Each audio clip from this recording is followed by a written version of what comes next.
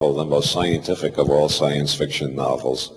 That's one review I've always treasured. Anyway, the Schrodinger's cat paradox, which that novel is based on, is if you put a cat in a box with a poison gas pellet that will be destroyed by a quantum decay process, and at some time or other, you don't know what time, if you calculate by the equations of quantum mechanics for a given time, is the cat dead or alive at that time, you always get a minimum of two answers. So in one universe the cat is dead, and in the next universe the cat is alive, just like me. I'm dead in one universe and alive in another, and so is Schrodinger's cat in that mathematical demonstration. So John F. Kennedy is still alive in some universes because he never went to Dallas in 1962. In some universes, Adolf Hitler is remembered as a rather banal painter of sentimental landscapes, if he's remembered at all. All these universes are equally real. You can't say one universe is more real than the others. If you think this universe here is the real universe, you're very naive according to the EWG model. All the other universes that you can imagine are just as real as this one. That begins to sound more like Sufism than Buddhism, doesn't it? Then there's the hidden variable theory of David Bohm, which is that everything that can happen to the quantum system doesn't happen. There is only one thing happening after all. Unfortunately, what controls the one thing that does happen is a non-local hidden variable. And what's a non-local hidden variable? The non-local hidden variable is spaceless and timeless, so it functions equally throughout space and equally throughout time. And John Bell did a rigorous mathematical demonstration of how a non-local hidden variable of the Bohm sort would have to behave if it existed. And believe it or not, this mathematical demonstration was clear enough that they could actually perform experiments to test it. And every time they've tested it, it's turned out the universe does behave, at least in physics laboratories, as if the non-local correlation does exist. And what this means is, as a friend of mine, a physicist named Nick Herbert, likes to say, there's absolutely no difference between anything. Or another of Nick's ways of explaining the non-local correlation is here is there. What this means is that any two particles, I slipped and said particles, any two thingamajigs, any two quantum entities that were once in contact continue to be correlated no matter how far apart they go, no matter how much time passes. They're always moving in harmony with each other, just like the dancers in a ballet. This begins to sound even more like Buddhism and Hinduism. There's only one thing happening, and everything is related to everything else. This not only sounds like Buddhism and Hinduism, it sounds like magic. Sir James Frazer in The Golden Bough defined magic as the primitive system of thought which believes that two things that were once connected continue to influence each other.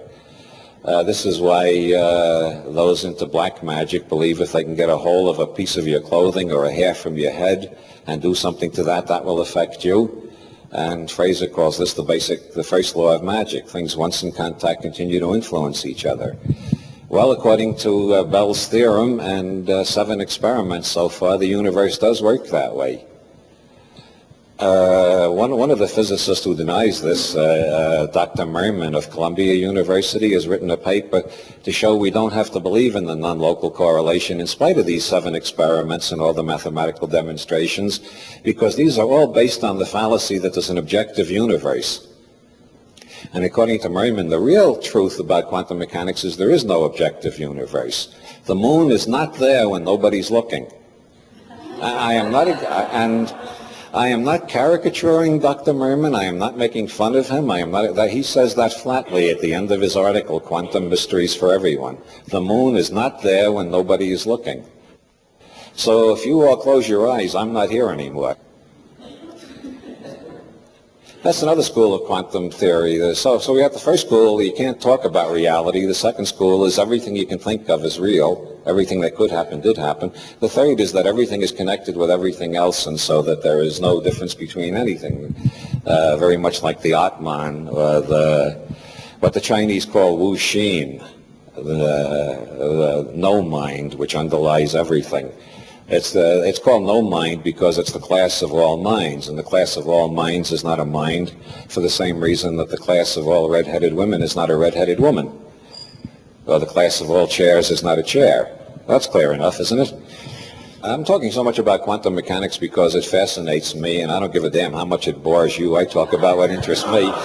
But another reason is that this is the hardest of all the hard sciences. This is grappling with the ultimate that we can discover by the experimental method. And the fourth way of looking at quantum mechanics is quantum logic, which was invented by John von Neumann. Von Neumann invented the first programmable computer. The whole computer revolution is largely due to von Neumann. He also invented the mathematical theory of games, which is used in the war game computers. I think the reason we're all here is because of von Neumann. Because with his theory of games, they learned how to predict various war game situations, and with the computers, they could run one test after another. And what's been going on since the early 40s is that both sides in the Cold War keep feeding the computers with military strategies and asking, if we do this, can we cream the other side without getting creamed ourselves? And the computers say, no, that won't work. So they go back and do some more experiments. And I think that's why we're all still here.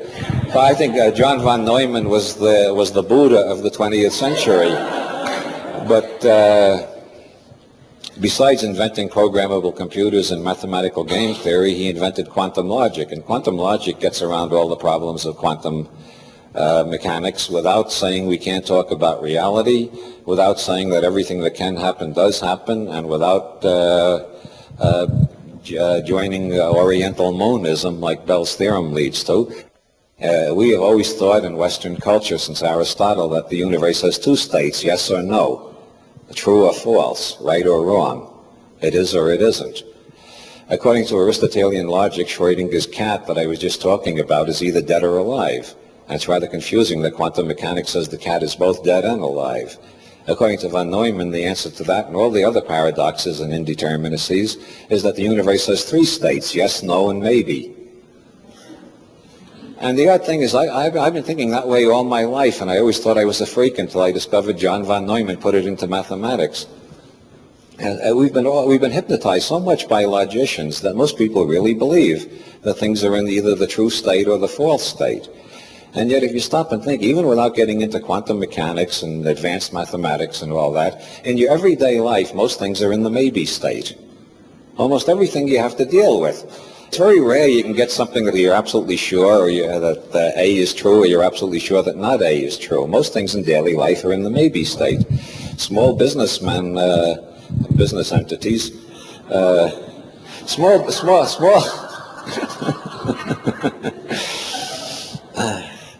I got a daughter who's a business entity, and a very successful one too. And I learned long ago to say business person, but then I decided that was human chauvinism, and I switched to business entity. But I just slipped back to businessman out of some kind of mental fatigue, or all the funny chemicals people have been giving me since I arrived in Boulder, or something like that. You see, there's always an excuse. Small business entities know damn well that things are in the maybe state most of the time, and they go on intuition. There's a very good book about that, Executive ESP. The bigger the firm these days, the bigger the company, the more likely it is they have computers estimating probabilities for them. And